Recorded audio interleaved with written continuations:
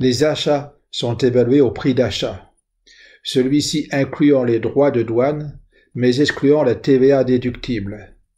Les frais accessoires d'achat payés à des tiers, par exemple les transports, les commissions et les assurances, peuvent être inclus dans le prix d'achat ou être enregistrés séparément. Les achats de l'entreprise génèrent pour elle l'obligation d'un paiement.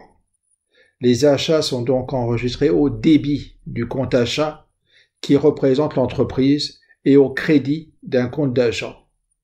Cet agent est le fournisseur dans le cas d'un achat à crédit, puisque c'est envers lui que l'entreprise a une dette.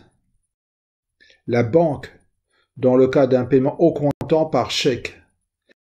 La caisse dans le cas d'un paiement en espèces.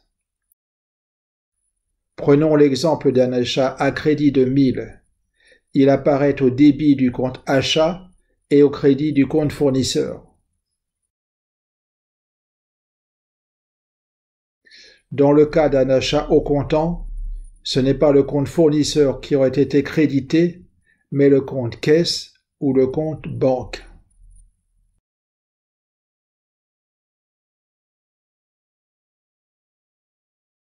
Les ventes sont évaluées au prix de vente hors TVA, au moment où elles ont lieu, et cela indépendamment de leur paiement.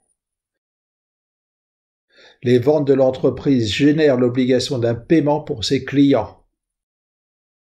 Les ventes sont donc enregistrées au débit d'un compte d'agent et au crédit du compte vente qui représente l'entreprise.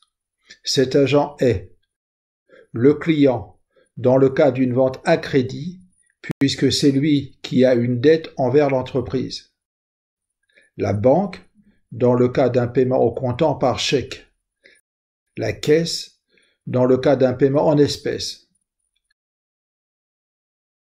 Prenons l'exemple d'une vente à crédit de 900.